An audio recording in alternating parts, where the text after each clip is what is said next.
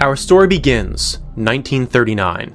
A blue man observes the oncoming scene from a helicopter. Keep this blue man in the back of your mind. He's going to be incredibly important later. A group of red men with redder armbands descend from a helicopter of their own. The player takes control of their leader, walking across the sandy environment until, eventually...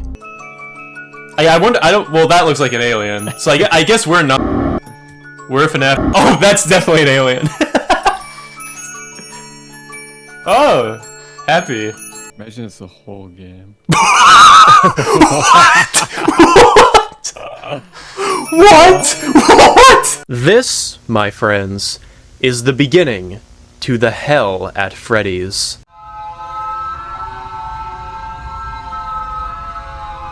The Hell at Freddys is a Fnaf fan game created by Dark House Games over on GameJolt. And when I tell you this is, without a shadow of a doubt, one of the, at the very least, top 5 craziest Fnaf fan game rabbit holes I have ever been down.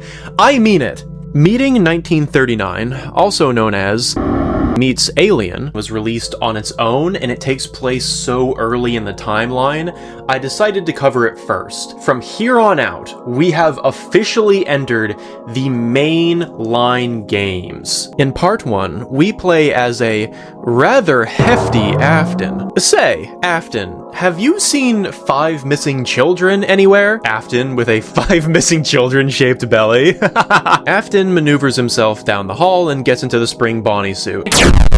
Oh. Turn my volume down. This is gonna yell at me, I have a feeling. I'm happy. Afton here is legitimately purple, like he's an actual purple guy from this point on, which is probably confusing to literally all of you who don't know why the purple guy is purple in the actual games. You see, he's purple because he's supposed to be in shadow. It's like symbolic. He's a shady little guy. Now, there is another 8-bit purple guy who is an actual purple guy in the series, but he's not that purple guy. He's actually the son of that purple guy, so he's his own purple guy, not the purple guy. The second level has us playing as the newly purpleized Afton, while a music box cover of Sweet Dreams Are Made of Me plays in the background. Similar to the last game, he touches the pink guy, gets up, and it is in fact revealed at the end that the pink man was a suit all along. So, even though it's a second minigame, we have to take yet another detour. The significance of this scene will not be clear to you if you weren't around for the Fnaf fandom during its peak. So you see this guy? This is William Afton, the Purple Man. This is his most well-known iteration. His sprite in the Fnaf 2 minigame, Save Them. This sprite here is also William Afton, as seen in the Fnaf 2 minigame Go Foxy Go. Because game theory infected millions upon millions of young Fnaf fans with incurable mental illness, it was commonly theorized at the time that these two sprites were actually two separate people, dubbed the pink guy and the purple guy, both of which were frequently theorized and headcanoned to be killers. Of course, in reality, this is just because Scott Cawthon isn't a very consistent character designer. All you need to know is that this reveal of the pink guy's suit is a reference to this theory. The third level might be my favorite. It's at least one of my top 3 favorites from this entire series. We play as a particularly unwell-looking Afton, who then puts on the spring Freddy suit, which, may I just say, I absolutely love this design. What can I say? I have a real thing for big, scary, lanky monsters. My, Play the spy line. In case the giant red revenge at the top of the screen wasn't clear enough, you need to get rid of all these nasty little... The first one is simple enough, you just choke them out. However, the next two have some really crazy sprite work. God damn, I didn't know becoming purple made you elastic. That's crazy. And then this one, he straight up rips that guy open with his bare hands. That's nuts. And the best part is, not even in the top 5 craziest things in this whole game series. William confronts the final child, revealed to be his own son, who states, it was an accident. William then pulls out a semi-automatic pistol and shoots his own son, repeating his own words back to him. It is probably easy to assume that this is in fact Michael Afton, William's son, who was responsible for causing the bite of 83, which killed William's youngest son. However, I actually don't think that's the case. Just going over the narrative structure of these games, I have a feeling like the Spring Bonnie suit was actually rigged to fail by his own son. Perhaps, similar to the bite of 83, he was just trying to pull a harmless prank. Well, not a harmless prank, but a prank nonetheless. And him, being a child with little concept for ideas like mortality, didn't understand how grave the injuries would be to his own father, literally turning him into a purple guy. So, this is William's revenge for his purplification. At least that's my reading anyway, I'm probably wrong. Part 4 follows William with a head in his hand. He then puts the head over a animatronic body, saying, "I will put you back together." This is undoubtedly the animatronic body of Michael Afton, with his father trying to bring his deceased son back after presumably feeling some sort of remorse for literally shooting him in the face. The following minigame follows Michael Afton running to the pink guy's suit, which he then climbs inside to hide from Ballora, indicating this probably takes place in the sister location. He then reveals, however, that he is in fact trapped within the pink guy's suit and cannot get out. And that's where the minigame ends, with him just breathing heavily in this faceplate. By the way, as far as I'm aware, Michael Afton does not return in the series, at least not so far. He is entombed here in the pink man's body. So, that's, bye-bye, Michael. In the 6th minigame, we, again, play as William Afton, now donning his iconic Spring Bonnie suit. He lures 5 children into the back room, and then proceeds to shoot them? This is certainly a new interpretation of the missing children's incident, I'll say that much. There is an unlockable 7th minigame, which you get after beating the first 6. Where you play as Shadow Bonnie, teleporting throughout the previous minigames. Nothing really happens here, and I'm gonna be real, I don't exactly know what to make of this, but there's a moment in the Hell In Freddys 2, which I think might help explain it a little bit, so let's just move on. The Hell In Freddys 2 begins with us playing as a random child, walking through Freddy Fazbear's. Along the way, we meet the NPC Boss Garrison. Boss Garrison is the owner of Freddy Fazbear's Pizza in this continuity. And he also runs his establishment like a nightclub for some reason. What's the big idea? There's literally just children here. After walking down just a little ways from Boss Garrison, Oh, hello. Oh. Oh, I see. Alright. the second minigame begins with a bunch of children having a party, until a blue man holding an axe enters the room. This is Simon. The more observant amongst you may recognize him as the helicopter pilot in 1939, and the man wearing the Fredbear costume in the previous minigame. The minigame goes exactly how you expect. Simon kills everyone in the room. So we're killing kids. Kill! I love killing! He has killed before. Really? The next minigame has us playing as a green Freddy Fazbear, known as Stubby, which, he's a charming little guy. I like Stubby. You enter this back room and find William and Simon talking. This, of course, revealing that they are indeed accomplices with one another. The following minigame is Brow Boy's Adventure, which, like all of these minigames, Brow Boy's adventure revolves entirely upon walking to the right, eventually finding Simon with a bloody Brow Boy. Gonna be honest with you, yet again, I have zero clue what to make of this. I don't know what this is supposed to mean. The following minigame is insane and one of my favorites. You play as a lady in a black dress who receives a phone call revealing that her son has been eaten alive at Freddy Fazbear's Pizza, which Simon is a cannibal. So when he bit down on the kid's head while wearing the Fredbear suit, it can be assumed that he was eating their brains. Literally instantaneously after receiving this phone call, Simon breaks into the lady's house and proceeds to, you guessed it, eat her alive in very graphic detail, mind you. I probably actually can't show all of it on YouTube. The date is August 14th.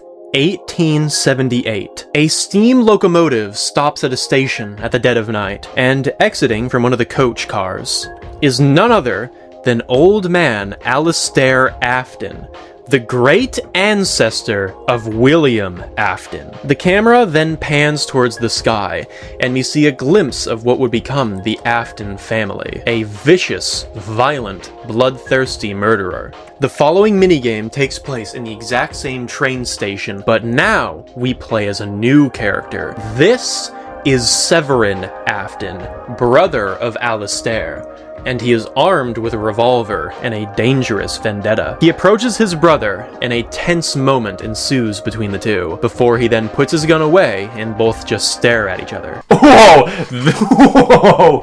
Okay. They really just...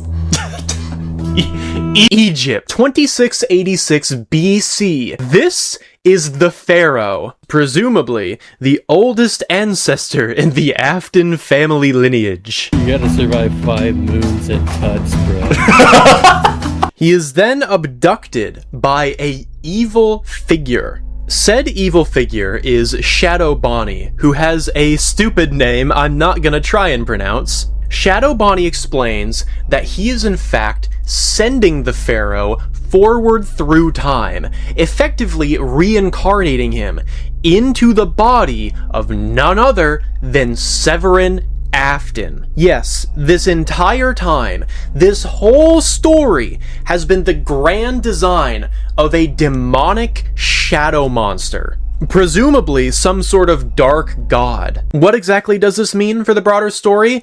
I don't know. The next minigame is called Chica's Cooking World. Can you guess what happens? She goes into a back room and finds a white man and a pink man cooking drugs. That's what happens. Yeah, never mind about the whole reincarnated pharaoh thing. That's not important right now. We're entering the drug subplot. Except, no, because the last minigame in this series so far follows Simon, now sad and wearing a hat and a very big tie, as he walks through the dilapidated halls of Freddy Fazbear's Pizza, coming across none other than William Afton, spring-locked in his own suit, saying that he will avenge him. So this final minigame could actually be explained a fair bit with some background lore. To piece together a bit of a story, I believe that William Afton was accidentally spring-locked by his own son and his group of friends, in a botched attempt at a prank of sorts. Simon was William's business partner. Alternatively, they're gay lovers, which I'm just gonna choose to believe from here on out. Simon, distraught at his partner's passing, decided to kill a lot of children, including the ones responsible, going as far as to literally eat their parents afterwards. There's also pretty clear moments in the story that don't line up, like, why is Simon alive in 1939 spying on a group of German soldiers during World War II of all things? This would make him quite old during the events of the Freddy's games, unless of course he isn't entirely human. In the words of Darkhouse, Simon's blue color is actually symbolic, not literal, unlike William Afton, who is quite literally a purple guy. This could share a similar meaning with Purple Guy's original vision, with him being purple because he's always shrouded, he's a shady guy. So in the same way, Simon could be dark blue because he's a shady guy. Or, walk with me here, what if he's actually Finnish, and his color scheme represents the Finland flag? Finland and Germany did not have a good relationship during World War II, so it's fair to assume that they would be spying on the activities of the Germans' own leader. I mean, the only other flag I can think of on the top of my head that matches his color scheme is... Oh my goodness! Oh, also, little detail about the 1939 minigame. So, Darkhouse has clarified that, aliens invented helicopters in this universe. So the fact that Finland Simon has a helicopter implies that the aliens have been around for long enough that they have distributed these things everywhere. Also, may I just say, I am rather charmed by the character of Simon. I find him endearing. So could we get some Simon art out there? I would love to see more Simon art in the wild. If you do, anyone watching this video, decide to make some Simon art, tag me, by the way. Here is my on Twitter, Instagram, Blue Sky, whatever. I hardly remember them half the time. I'll put them up here, but they should be the same as my YouTube channel. So please, if you decide to draw some Simon, do tag me and I'll put it on like my story or something. Also, I genuinely really like the Simon Fredbear scene in the hallway. I think that could go really, really hard in like a 3D Blender style analog horror animation. That would go really good. Like just some kid with like a body cam on for some reason walking down the hall, and then this giant 7'5" Fredbear costume wearing man just runs out and bites his head in it. It's a very, very good setup. Honestly, same goes for the scene with the phone and with the kid's mother and everything. If I'm gonna be real, this whole series, I guess besides like the ancient Egypt stuff, could work really well as a web horror or an analog horror show. I think it could work quite well. And that's not to say it doesn't work well in its current form. I think it is perfectly entrancing in its current state.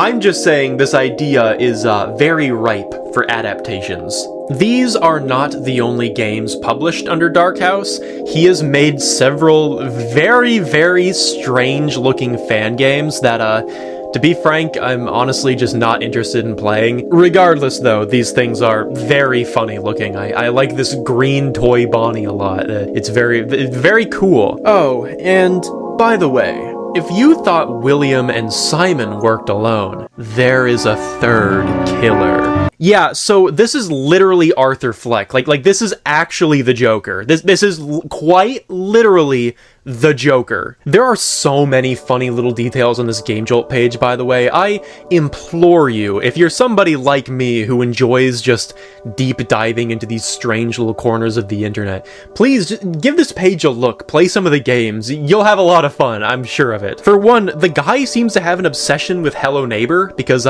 his profile picture is the red angry version of the Scott Games guy, but it's Hello Neighbor. And when you launch the second Hell in Freddys,